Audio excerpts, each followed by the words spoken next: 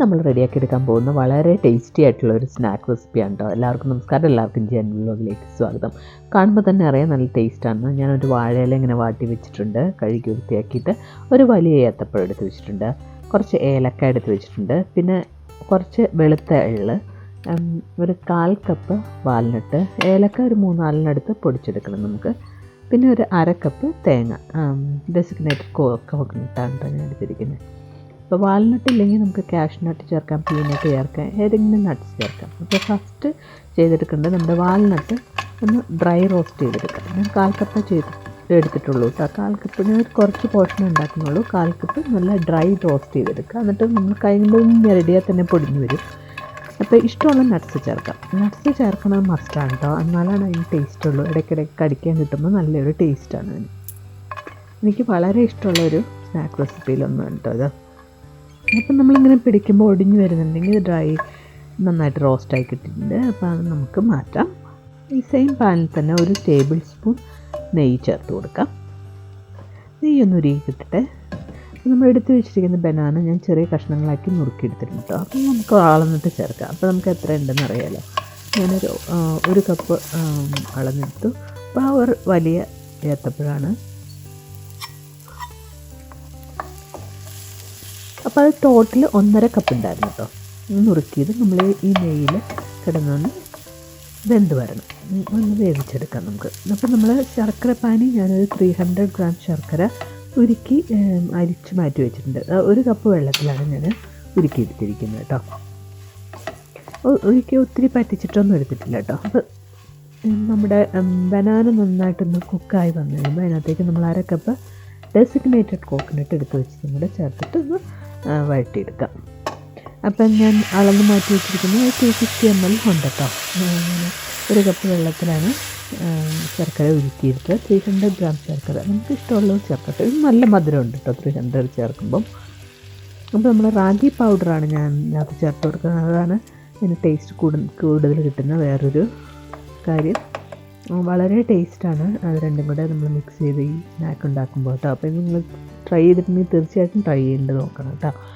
അപ്പം ഞാൻ ശർക്കര പാനി ഇതിനകത്തേക്ക് മുഴുവൻ വറ്റി നന്നായിട്ട് കൂടി ഒഴിച്ച് വരണം. അപ്പോൾ പഴം ഇടയ്ക്കിടയ്ക്ക് കടിക്കാൻ കിട്ടിയെന്നോർത്ത് കുഴപ്പമില്ല, മുഴുവൻ ഉടയ്ക്കണമെന്നൊന്നുമില്ല കേട്ടോ. ജസ്റ്റ് ഒന്ന് ഉടച്ചു കൊടുക്കുക. അപ്പോൾ അവിടെ ഇവിടെയൊക്കെ പഴം കടിക്കാൻ കിട്ടുന്നത് നല്ല ടേസ്റ്റ് തന്നെയാണ് കേട്ടോ. നോക്കൂ, ശർക്കര പാനി മുഴുവൻ ഡ്രൈ ആയി വന്നിട്ടുണ്ട് കേട്ടോ.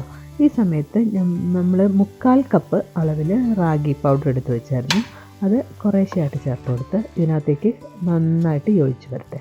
ഇത് ഡ്രൈ ആയിട്ടിരിക്കണമാണ് ശർക്കര പാനി. നന്നായിട്ട് ഡ്രൈ ആയി കഴിഞ്ഞിട്ടാണ് നമ്മൾ ഈ റാഗി പൗഡർ ചേർത്ത് കൊടുത്തത്. അപ്പോൾ റാഗി പൗഡർ എല്ലാം കൂടെ ഒരുമിച്ച് ചേർക്കാതെ കുറേശ്ശെ ചേർത്തിട്ട് ഇളക്കി യോജിപ്പിച്ചെടുക്കണം. 1/4 കപ്പ് അളവിലാണ് കേട്ടോ ഞാൻ എടുത്തിരിക്കുന്നത്. അപ്പോൾ ആദ്യം ഇട്ട് കൊടുത്ത് എല്ലാം കൂടി യോജിച്ച് വന്നിട്ടുണ്ട്. പിന്നെ ബാക്കി പകുതിയിരിക്കുന്നതും കൂടെ ചേർത്ത് കൊടുത്ത് ഇളക്കിയെടുക്കാം.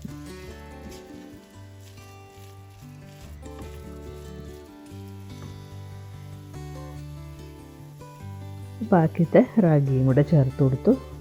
ഇനി ഈ പൊടിയും കൂടെ എല്ലായിടത്തും കൂടെ ഒന്ന് കൂടി ഒഴിച്ച് കിട്ടട്ടെ കേട്ടോ. ഈ കെറ്റിൽ വെള്ളം തിളപ്പിച്ചിട്ടിട്ടുണ്ട്, നമുക്ക് ചൂടുവെള്ളം വേണമെന്ന്. കാരണം നമ്മൾ ശർക്കര പാനി ഒഴിച്ച് മുഴുവൻ നമ്മൾ വറ്റിച്ചെടുത്ത് ഡ്രൈ ആക്കിയായിരുന്നു. നമ്മൾ പൊടികളല്ലേ പിന്നെ ചേർത്ത് കൊടുത്തത്. അപ്പോൾ അത് വീണ്ടും ഡ്രൈ ആയി വരും. പൊടിയെല്ലാം കൂടെ ഒന്ന് ഡ്രൈ ആയിട്ട് കൂടി ഒഴിച്ച് വരണം. ഈ രീതിയിൽ തന്നെ ഇളക്കി യോജിപ്പിച്ചെടുക്കണം. എല്ലാം കൂടെ കൂടി യോജിച്ചിട്ട് വന്നിട്ട് വേണം നമുക്ക് അതിനകത്തേക്ക് നന്നായിട്ട് തിളച്ച വെള്ളം ചേർത്ത് കൊടുക്കണം. എല്ലാം കൂടി ഒഴിച്ച് വന്നു. അപ്പം നമ്മൾ ശർക്കര പാനി അടഞ്ഞെടുത്ത ആ കപ്പിലേക്ക് തന്നെ ഒരു 1/4 കപ്പ് നന്നായിട്ട് ചൂടുവെള്ളം ചേർക്കണം കേട്ടോ.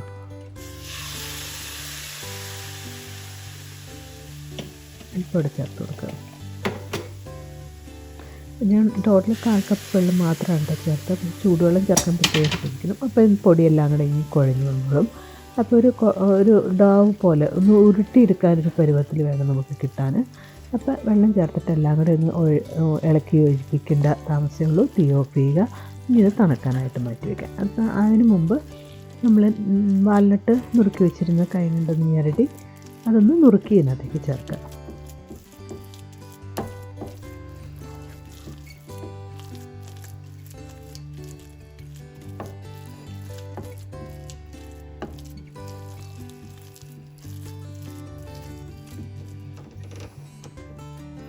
ഇതിനകത്തേക്ക്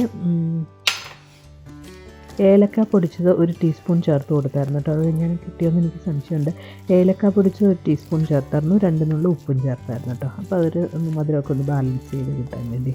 അപ്പോൾ നോക്കും ഡോ ശരിയായിട്ടുണ്ട്. നട്ട്സൊക്കെ ചേർത്തു, പെർഫെക്റ്റായി തണക്കട്ടെ കേട്ടോ. ഒരു 10 മിനിറ്റ് തണക്കാനായിട്ട് മാറ്റി വയ്ക്കാം.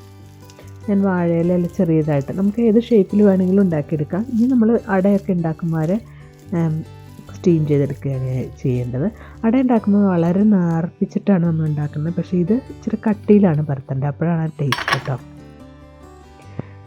കുമ്പിള് പോലെ ഉണ്ടാക്കിയെടുക്കാം. അങ്ങനെ ചെറിയ രീതിയിലും വലിയ രീതിയിലും ഒക്കെ അട പോലെ അടയിലെ ഷേപ്പിലുണ്ടാക്കാം. ഷേപ്പൊക്കെ നമുക്ക് ഇഷ്ടം പോലെ കൊടുക്കാം. പക്ഷേ ടേസ്റ്റിന് ഒരു കോംപ്രമൈസും ഇല്ല. നല്ല ടേസ്റ്റാണ്. ഈവനിങ് ടീക്ക് നല്ലൊരു സ്നാക്കാണ് കേട്ടോ ഇത്. തീർച്ചയായിട്ടും നിങ്ങൾ റെഡിയാക്കി നോക്കിയിട്ട് അഭിപ്രായങ്ങൾ പറയാൻ മറക്കല്ലേ. അപ്പോൾ ഞാനിങ്ങനെ കുറച്ച് ചെറുതായിട്ട് ഉണ്ടാക്കുന്നുണ്ട്. സ്നാക്കൊക്കെ ആയിട്ട് കൊണ്ടുപോകാൻ നല്ലതാണ്. അടയുടെ ഷേപ്പിൽ ഉണ്ടാക്കിയെടുക്കുന്നുണ്ട് കേട്ടോ. അപ്പോൾ ഞാൻ എള്ളെടുത്ത് വെച്ചിരിക്കുന്ന ഔട്ട് സൈഡിൽ ജസ്റ്റ് ഇത് കൊടുക്കാൻ. എനിക്ക് എള്ള് ഇഷ്ടമാണ് കേട്ടോ. വെളുത്തതോ കറുത്തതോ ഏതാ നിങ്ങളുടെ കയ്യിലുള്ളതെന്ന് വെച്ചാൽ ഞാനിത് ജസ്റ്റ് ഉരുളയാക്കിയിട്ട് അതിൻ്റെ പുറത്ത് ജസ്റ്റ് ഒന്ന് ഡെക്കറേഷൻ പോലെ കൊടുക്കുന്നുള്ളൂ. ഇതിനകത്തേക്ക് ചേർക്കുകയും ചെയ്യാൻ വേണമെങ്കിൽ നട്ട്സൊക്കെ ഇച്ചിരി ഒരു ഹെൽത്തി ഓപ്ഷനായിട്ട് കിട്ടുകയും ചെയ്യുന്നേരം. അപ്പോൾ ഇങ്ങനെ ഉരുളകൾ ഉരുട്ടിയെടുക്കുക. ഞാൻ എള്ള് എന്നിട്ട് അതിനകത്ത് എള്ളിൽ പയ്യൊന്ന് മുക്കി അതിനകത്തേക്ക് എല്ലാം കാക്കുക. അത് കഴിഞ്ഞിട്ട് ഞാൻ കുറച്ച് കുമ്പിൾ പോലെ റെഡിയാക്കിയിട്ടുണ്ട്. പക്ഷേ കട്ടി ഒത്തിരി കുറച്ചിട്ട് ഉണ്ടാക്കരുത് കേട്ടോ. ഒരുവിധം കട്ടിയിലെടുക്കണം. അപ്പോഴാണ് സ്റ്റീം ചെയ്ത് വരുമ്പോൾ നമുക്ക് കഴിക്കാൻ ടേസ്റ്റ് ഉണ്ടാവുക. കഴിക്കുമ്പോൾ ഇടയ്ക്ക് നട്ട്സൊക്കെ കഴിക്കുമ്പോൾ ഭയങ്കര ടേസ്റ്റാണ് കേട്ടോ. നമ്മൾ കുമ്പിളപ്പം ചക്കപ്പഴം കൊണ്ടൊക്കെ ഉണ്ടാക്കുന്നതിൻ്റെ ഏകദേശം ഒരു ടേസ്റ്റ് വരും. പക്ഷേ ഒരു വ്യത്യാസമുള്ളൊരു ടേസ്റ്റാണ് ഇതിന്. അപ്പോൾ തീർച്ചയായിട്ടും തയ്യാറാക്കി നോക്കിയിട്ട് ഇഷ്ടപ്പെട്ടിട്ടുണ്ടെങ്കിൽ ലൈക്ക് ചെയ്യാനും ഷെയർ ചെയ്യാനും മറക്കല്ലേ. അപ്പോൾ ഞാനിത് പെട്ടെന്ന് റെഡിയാക്കട്ടെ. എല്ലാം റെഡിയായി ഇഡ്ഡലി തട്ടിൽ നമ്മളൊരു 10 to 15 മിനിറ്റ്സ് സ്റ്റീം ചെയ്തെടുത്തിട്ട് പിന്നെ തണക്കാനായിട്ടൊരു 10 മിനിറ്റ് കൂടെ കൊടുക്കുക. അത്രയേ ഉള്ളൂ. ഞാൻ പറഞ്ഞ പോലെ കുറച്ച് അടയുടെ ഷേപ്പിലും കുറച്ച് കുമ്പിൾ ഷേപ്പിലൊക്കെയാണ് ഞാൻ റെഡിയാക്കിയെടുത്തത്. വലുതിലൊക്കെ അടയുടെ ഒരു ഷേപ്പ് കൊടുത്തിട്ടെടുത്തു. അപ്പോൾ നമ്മളുടെ എല്ലാം റെഡി ആയിട്ടുണ്ട്. ഇനി നമുക്ക് ഇഡ്ഡലി പാത്രത്തിൻ്റെ തട്ടിലേക്ക് വെച്ച് കൊടുക്കാം.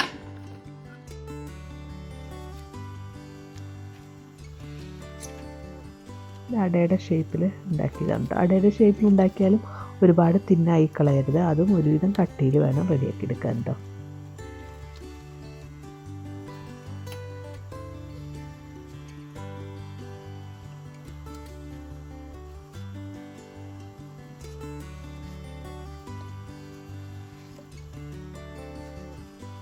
അപ്പോൾ ഞാൻ പാത്രം വെള്ളം ഏകദേശം തിളച്ച് കിടക്കുന്നതാണ്. അപ്പോൾ ഒരു 10-15 മിനിറ്റ് ധാരാളം മതി സ്റ്റീമായി കിട്ടാൻ. പെട്ടെന്ന് തന്നെ റെഡിയാക്കി എടുക്കാൻ പറ്റും.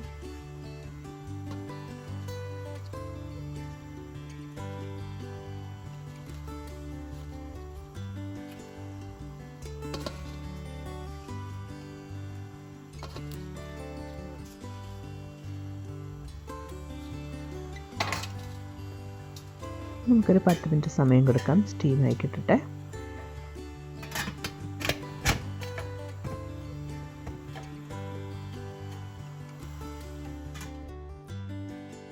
നമുക്ക് നല്ല സൂപ്പർ മണം വരുന്നുണ്ട് കേട്ടോ. നല്ല ചൂടാണ്. എന്നാലും നമുക്ക് ഒരെണ്ണം ഒന്ന് തുറന്ന് നോക്കാം അല്ലേ.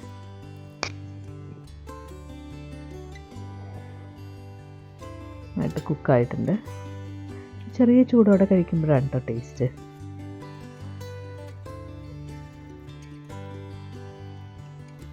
നോക്കൂ,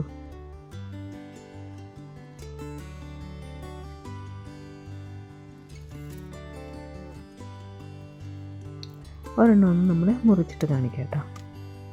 നല്ല സോഫ്റ്റാണ്. റാഗി പൗഡർ ചേർത്തിരുന്നതുകൊണ്ട് തന്നെ നോക്കൂ നല്ല ടേസ്റ്റായിരുന്നു കേട്ടോ.